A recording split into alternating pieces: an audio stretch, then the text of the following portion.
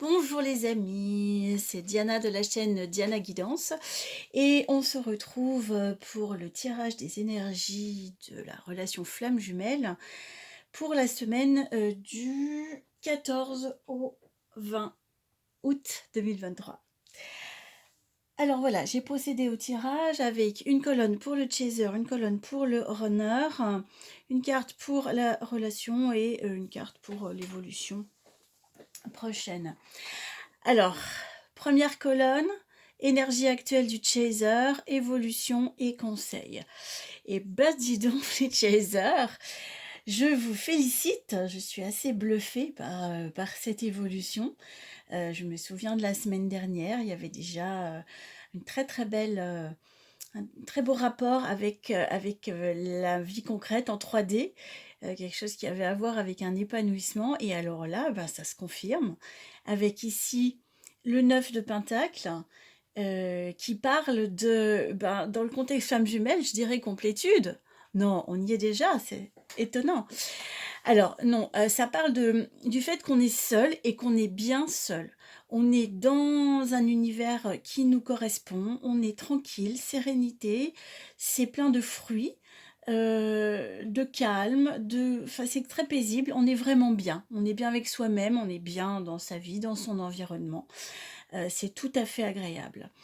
L'évolution, non, le conseil, non, ça c'est l'évolution.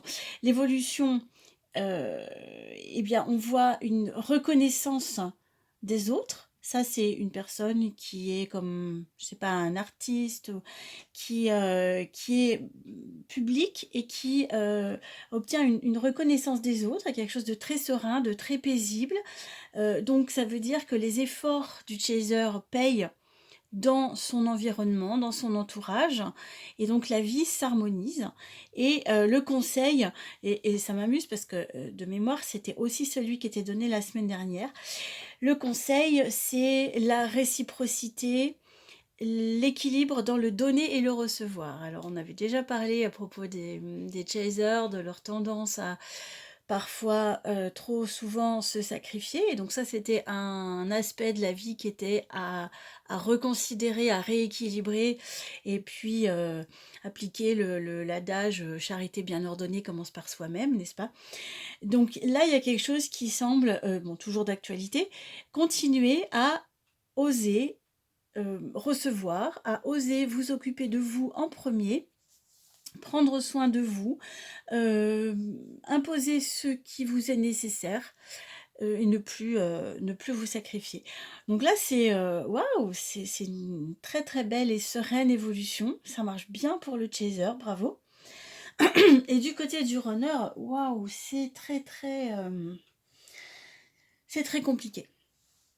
C'est très compliqué. Ici, avec le 7 de bâton, c'est un personnage qui est sur la défensive, qui doit lutter pour se défendre, qui doit lutter pour imposer sa façon de voir, son territoire. On sent qu'il est agressé par l'entourage, le runner. Et l'évolution, là, on voit des conflits, mais c'est vraiment très compliqué. Avec le 5 de bâton, des tiraillements, des jalousies, des conflits, des prises de bec, des prises de tête. Moi, j'ai l'impression que ce runner, il est beaucoup plus que d'habitude cet été en prise avec son entourage direct et même, je dirais, familial. Euh, il a des conflits et des tensions avec sa famille. Et c'est difficile pour lui d'arriver à être qui il est, d'avancer, de faire ce qui est bien pour lui. Lui, il est dans le sacrifice, là. Là, c'est vraiment l'histoire des vases communicants. Là, le chaser, il a atteint un bel équilibre, mais de l'autre côté, le runner, il galère. Donc bon, ça fait partie du chemin, hein, faut pas paniquer. Ce n'est qu'un moment. Mais cet équilibre, je ne veux pas dire complétude parce que j'aime pas les grands mots, mais quand même, cette sérénité du côté du runner, du chaser, ça ressemble un peu à un shift, vous savez, un twist là, enfin quand ça bascule. Et du coup, L'autre, il est comme un petit peu livré à lui-même, en tout cas à ses démons personnels et à ce qu'il a à régler avec son entourage. Le conseil, c'est le soleil. Le soleil, c'est une carte hyper positive. Et dans ce contexte, ce que ça m'inspire, c'est runner, lâche prise. Lâche prise. Tu te prends trop la tête. C'est trop compliqué à un moment. Lâche, lâche. Euh, pense à toi d'abord, détends-toi, parce que tu pourras pas sortir de ces tensions tant que tu es vraiment englué dedans jusqu'au nez. Euh, trouve-toi des moments pour t'alléger, pour retrouver une sérénité. Voilà, l'été est propice aussi à un petit peu de légèreté. Donc, lâche prise et détends-toi. Hein, voilà, qui veut aller loin, ménage sa monture. Là, c'est vraiment tendu pour toi. Au niveau du lien, alors ici, on a quelque chose de très tumultueux dans la relation. Et là, je pense plutôt à une relation en 5D plutôt qu'en 3D, vu comment chacun est dans son monde et que c'est compliqué pour le runner. Je pense que plutôt les relations sont à distance. Mais si c'est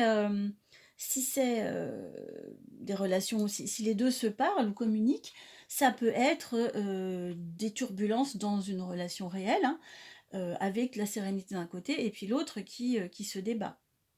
Même si moi, ça m'inspirait sa famille dans la 3D, ça peut aussi être dans la relation, lui qui se débat dans ses démons, tandis que l'autre est paisible.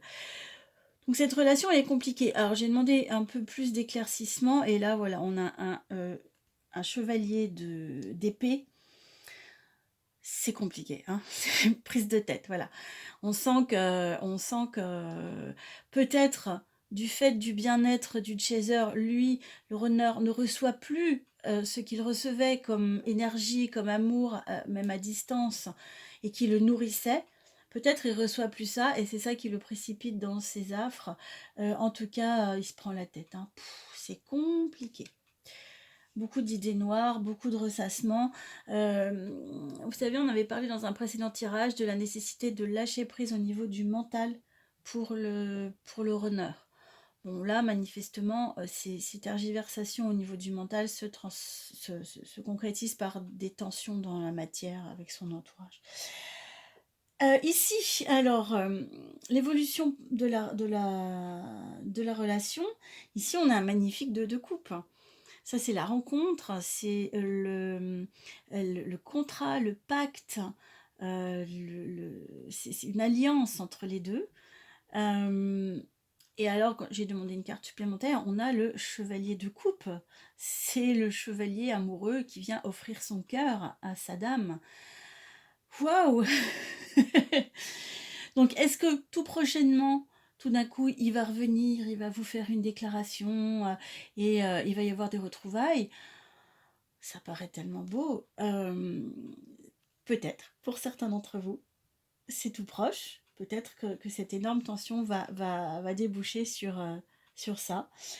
Pour d'autres, on peut lire ça dans la 5D, c'est-à-dire la relation à distance d'âme à âme, de cœur à cœur.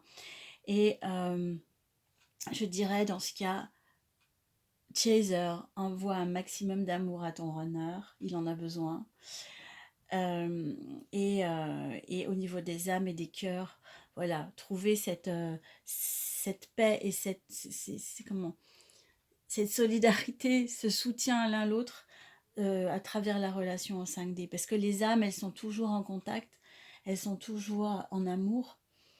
Et bon, là c'est un petit peu dur. Mais faites selon ce qui est juste pour vous. Si vous êtes en séparation et que vous ne voulez pas de contact, c'est ok, ça le fait travailler. Je veux dire, dès lors que vous êtes dans des sentiments de paix, tout est ok. Là où c'est moins évident, c'est quand il y a du ressentiment, quand on coupe avec de la colère, en disant oui, je veux plus entendre parler de lui, etc.